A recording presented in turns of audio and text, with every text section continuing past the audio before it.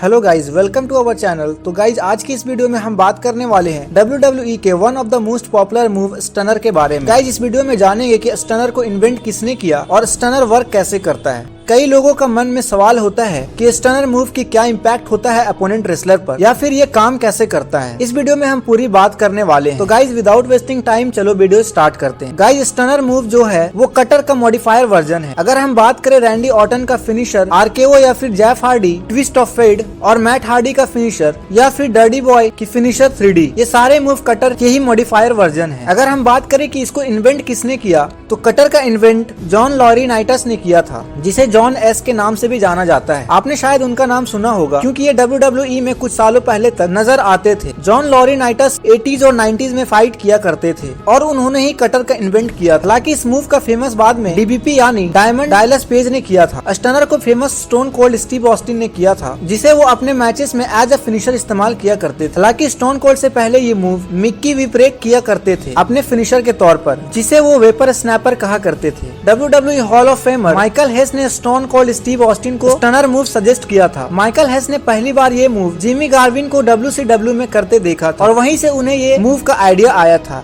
इसके बाद उन्होंने स्टोन कोल्ड को ये मूव सजेस्ट किया। और कमाल की बात यह है कि गाइस मिकी विप्रेक ने एक इंटरव्यू में कहा था कि उन्होंने ये मूव पहली बार जिमी गार्विन को करते देखा था WCW में। तो इसका मतलब ये हम कह सकते हैं, हालांकि कटर इन्वेंट जॉन लॉरिनाइटस ने किया था, लेकिन स्टनर को इन्वेंट करने का क्रेडिट जिमी गार्विन को जाता है, क्योंकि उन्होंने ही पहली बार ये मूव परफॉर्म किया था। अब बात करते हैं कि ये मूव वर्क कैसे करता है। तो गाइस तो स्टोन कोल्ड सबसे पहले अपने अपोनेंट के लो एब्डोमिनल पर किक करते हैं, जिसे वो रेसलर सीधा खड़ा नहीं रह पाता और उसका बॉडी बैलेंस आगे की तरफ झुक जाता है। उसके बाद स्टोन कोल्ड अपने हाथे से अपोनेंट के नेक को पकड़कर नीचे की ओर बैठते हैं और अपोनेंट रेसलर के जबड़े को अपने शोल्डर पे हिट कर देते हैं, जिससे वो रेसलर का ब्रेन मूव करता है, जिस वजह से कुछ समय के लिए रेसलर की बॉडी अनकॉन्शियस कंट्रोल हो जाती है, क्योंकि हम सब जानते हैं क्योंकि हमारे बॉडी की मैकेनिज्म ब्रेन ही कंट्रोल करता है। गाइस हालांकि WWE में वो रेसलर एग्जैजरेट करके दिखाया जाता है, जिसमें वो रेसलर को ज्यादा ही जंप कर देते हैं, क्योंकि WWE में अपोनेंट की सेफ्टी का भी ध्यान रखा जाता है। ज्यादातर हमने द रॉक को करते हुए देखा है, क्योंकि वो उस मूव से ज्यादा अच्छे तरीके से सेल करते हैं। स्टनर मूव बाकी दूसरे मूव की तरह हर्ट नहीं करता, जैसे चॉक स्लैम या पावर बॉम्ब। ये मूव रेसलर को चौंका देता है, जिस वजह से इसका नाम ही स्टनर रखा गया है। देन इस मूव को केविन ओवेंस भी एज ए फिनिशर आते समय में यूज करने लगे। गाइस ये मूव और भी शानदार और खतरनाक तब लगता है जब अपोनेंट रेसलर के मुंह में बियर होता है और उसी दौरान stone Cold Steve Austin stunner move उस रेसलर को दे मारते हैं, जो काफी शानदार दिखता है। तो गाइस ये थे स्टनर मूव के पीछे का हिस्ट्री। तो गाइस इसी तरीके वीडियोस पाने के लिए हमारे इस चैनल को लाइक, शेयर, सब्सक्राइब करके बेल आइकन जरूर दबाएं।